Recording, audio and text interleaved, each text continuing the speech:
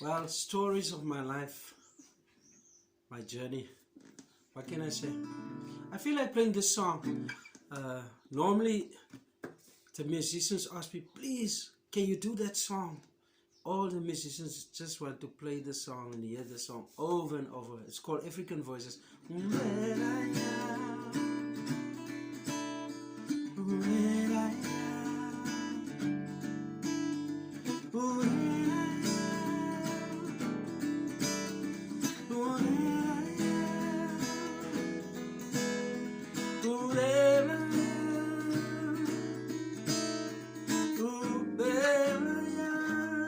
Sorry.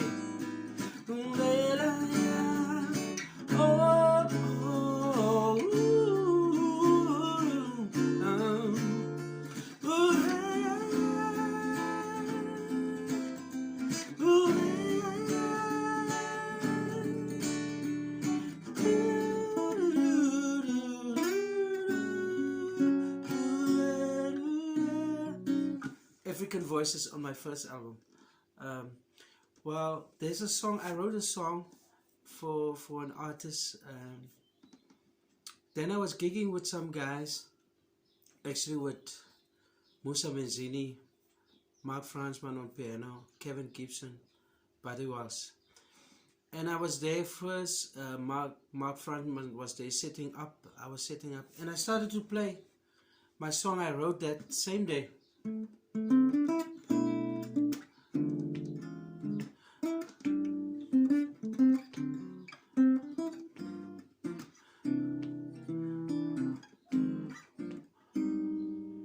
And Mark Fransman started to play with me, checking the chords.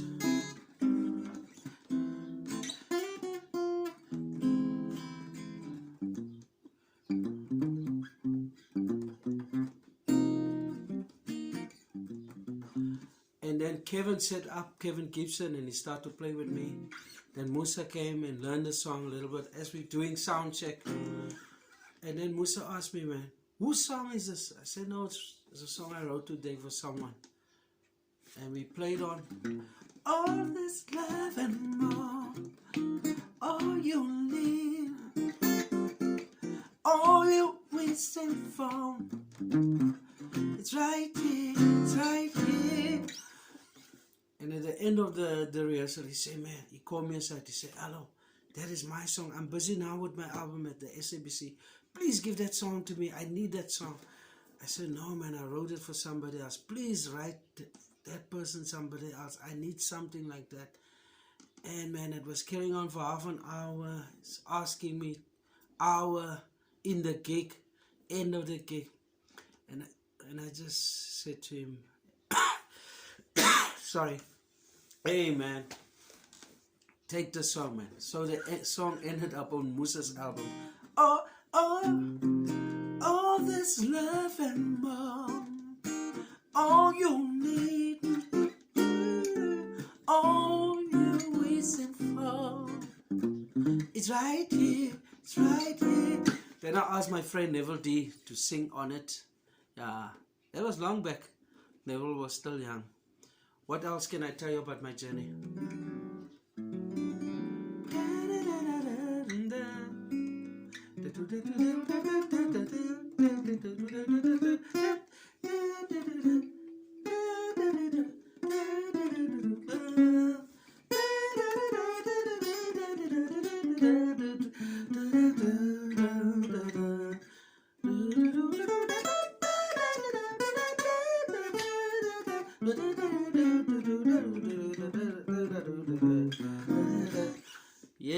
Yeah.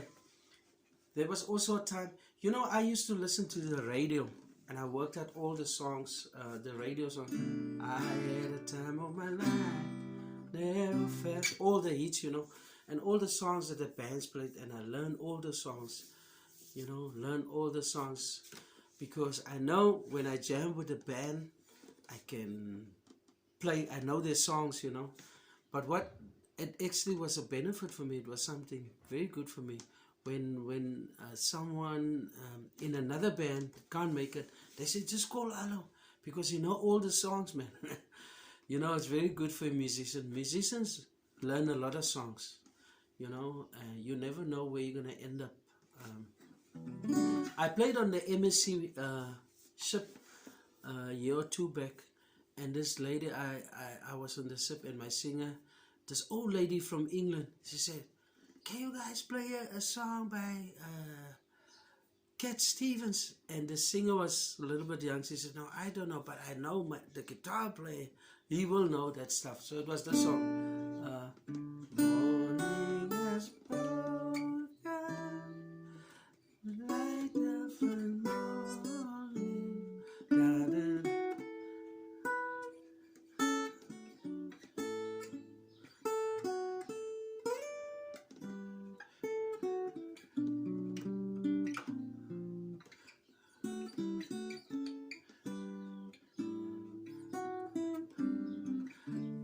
Morning has broken. I think it was Cat Stevens. Yeah, you know, you never know where you're gonna end up. There was a song when I was a little boy that was, I think, the only guitar song on radio. It was for a movie. I can't remember the name of the song now. Dear Hunter, I think that was the name of the movie. But this song, when this song was on radio, I ran to the radio to listen to this song. It was so beautiful.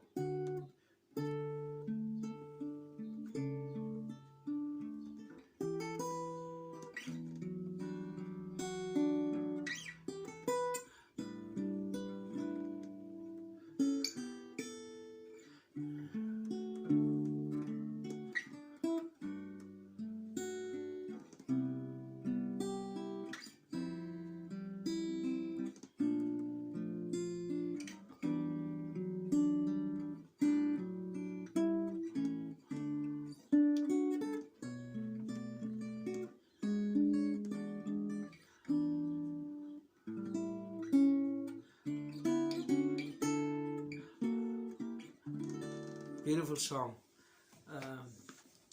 Yes, and yeah, there was so many tough times, man. I was broke, man.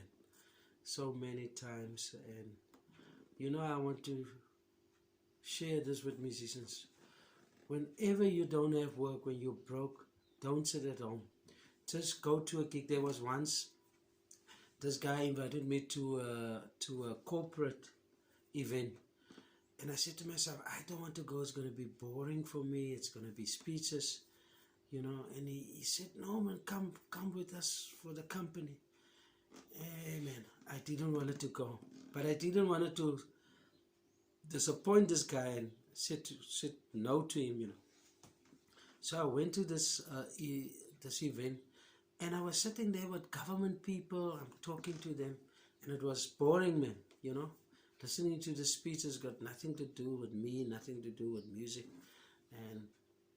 And this guy next to me, he said, by the way, Allou, what are you doing, man, on that date? I need you. I need you for 2 dates. The switching of the lights, and it was a big gig, you know. And the other guy said, now I'm jealous. You have him for 2 dates. Allou, I'm going to book you for 3 dates. And then another guy comes and he said, no, I want to book you also for a gig. And I ended up, how many gigs was that? Probably about 5 to 6 gigs. Don't isolate yourself. When you don't have work, go out to the places, to the gigs, or to, you know, for work, you know. When people see you, they will offer you with work. And I advise so many musicians to do that, you know. There was a time I was a gospel musician, you know, playing all the wine is for we may never know all the people we have reached, for we never know all the lives we have reached, for we know all the records you did keep, and when it came, just finally begin. We will receive a great reward for what we done. You know, all those beautiful songs, the Andre Crouch songs, I learned a lot from them. and the chord structures, beautiful chord structures, Andre Crouch songs. Producer Bill Maxwell, Alan Rogers, Abraham Laboral, all those guys playing on there. I learned a lot from those chords, you know, and those songs.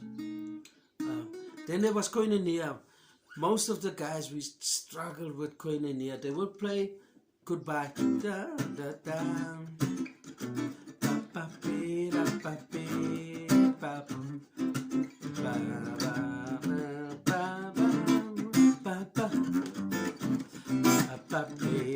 When it comes to the, they never play that. They stop the song, or they just continue to play the melody. So when I was with Jesus Company, I said to Grant, hey, we must do this, we must work it out, we must play it properly. So this part, the musicians never played. Yeah. So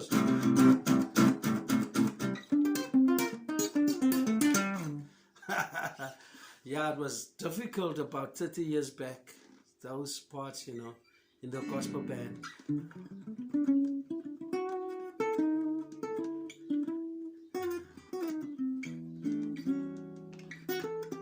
I remember when I started to play in clubs, you know, I had to learn the jazz standards, you know, watching the guys, Alvin Dyers, you know, the jazz cats, because I was a gospel cat, so I had to learn all this.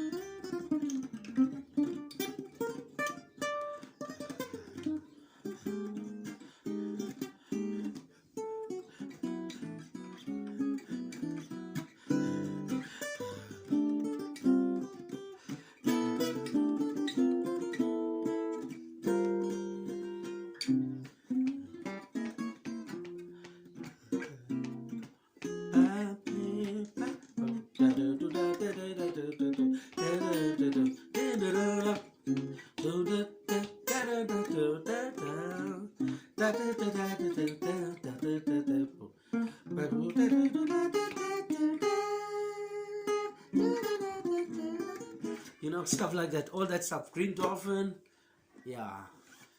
But it was, you know, it was good to learn all that stuff and be able to play it, you know. Where can I go?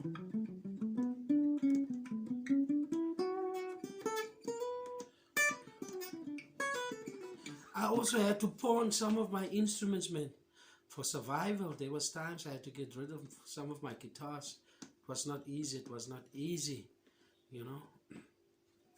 I started in 1984, so it's more than 30 years, much more than 30, almost close to 40 years. I've been playing professional music, you know. Thank God for my journey. I thank God. And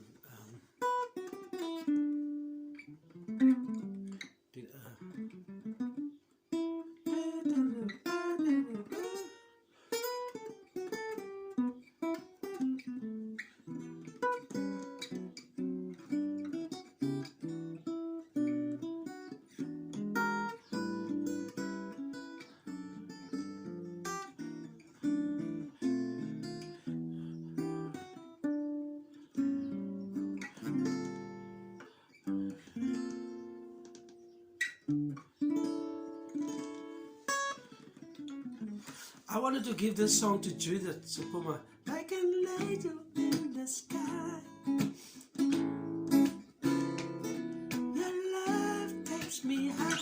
And I wanted to, I was at a gig and we were doing the gig. He said, man, send the gigs out, send the song to me, send it to me. And she listened a little bit to it. And then I end up just put it on my album. And then there was I believe, a competition in Johannesburg on the radio. They asked the listeners, on which album is this song? You will win a ticket. This artist will be also there. And Judith was also listening. And she called me and said, why didn't you, this song, it's a beautiful song. Why don't you write songs like this for me? I said, but I offered you this song and you just listened quickly, but I think we were busy doing a gig and stuff. And she said, man, I love this song.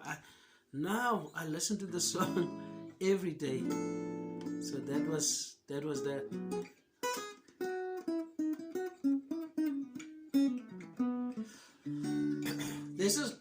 There's few songs. This is on the last album of Robbie Jensen. I wrote a song called Elsie's Too and Somaguma. Somaguma.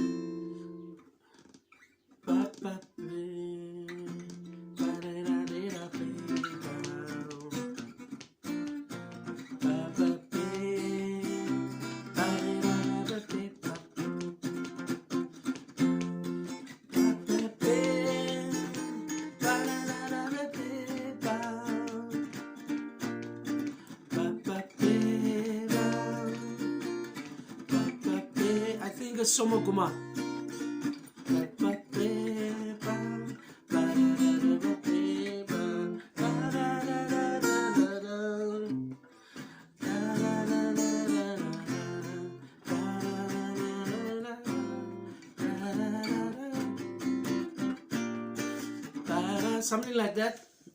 I think that is Somaguma. How does Elsie's Too? I can't get to the melody now. But I hear a lot of Elsie's Too is like on radio all the time, and guys play it all the time. I wrote a song. In actual fact, I wrote the song a while back, and a couple of months, and we played it. Me, Robbie, Hotep, Spencer Mbadu, and we played it all around at our gigs. And then Robbie was doing an album, and as I was there to record the album with him, he just called all my songs. He said, man, I'm going to record all those songs, those 4, 5, 6 songs that we've been playing for a while now. Cape Joy. So it's Cape Joy.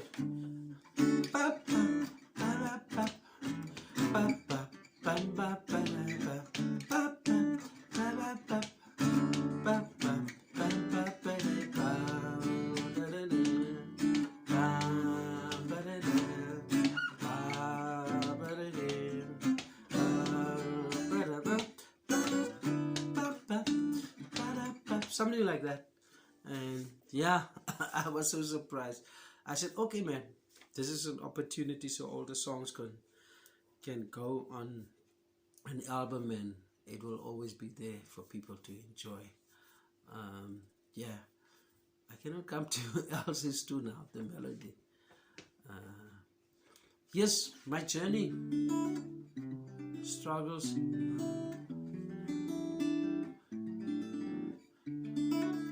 I remember when 7th Avenue came out of Jonathan Butler. I was just like, I was so into the song because it was just, it was the only guitar song that was a little bit on radio. So.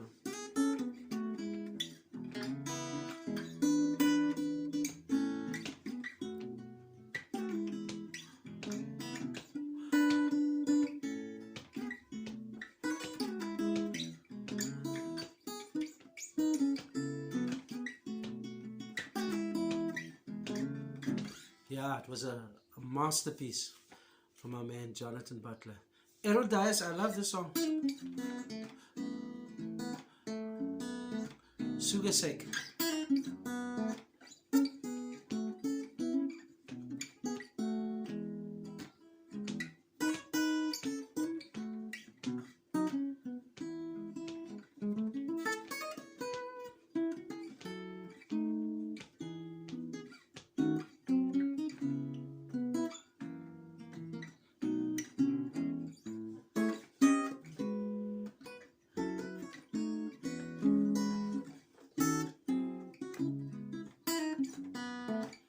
Sugar Shake by Errol Dias, who's not with us anymore. Amazing master of the guitar.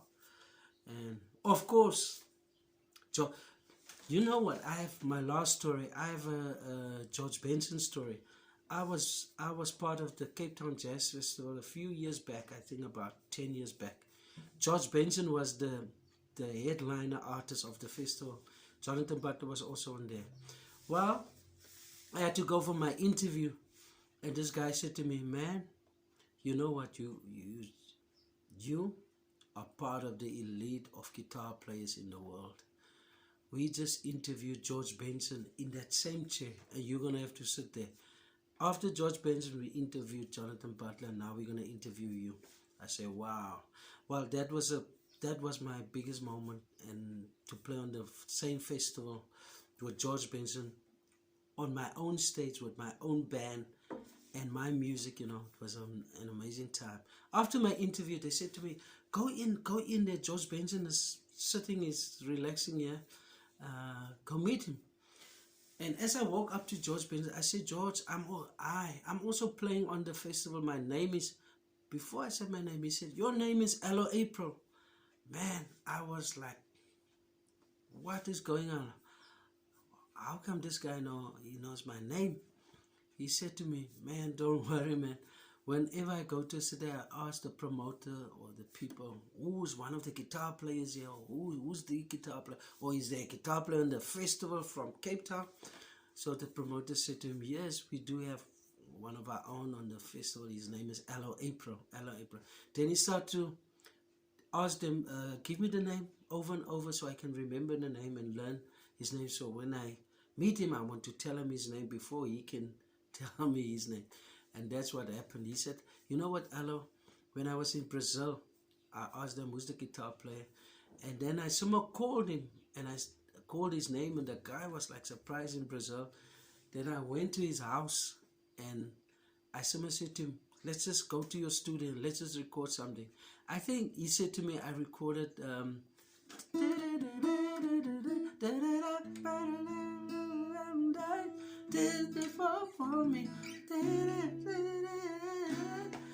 I think it was that song of Christopher Cross, but it's an instrumental, and George Benson and the guy, I can't remember his name, from Brazil, guitar player, he recorded that song. But George Benson, I used to play George Benson songs way back in the clubs.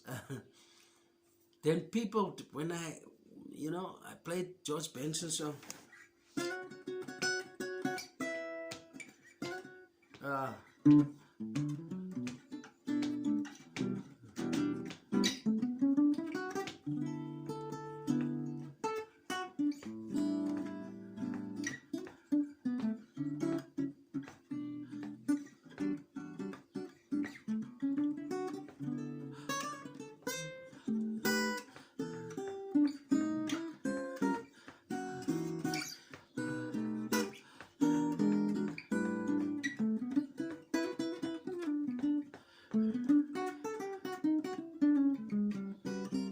Then I play like this, the way I play. When I walk off stage, people said, "Man," this guy said to me, "You just messed up the George Benson sound. It didn't sound like George Benson, But I was playing it my own way. People was getting upset. One day my friend said to me, he was sitting in the audience, he said to me afterwards, "You know what, Allou, the people will say, 'Hey man, this guy played the song weird, man.'" And I was telling George Benson the story. He said to me, "Man, you are actually brilliant because you were finding your own voice and not play." I said, "Yeah, in any case, your lines and stuff was too fast. I couldn't catch it." So I must start to play it my own way. He said, "Man, that was a brilliant thing for you to discover your own voice."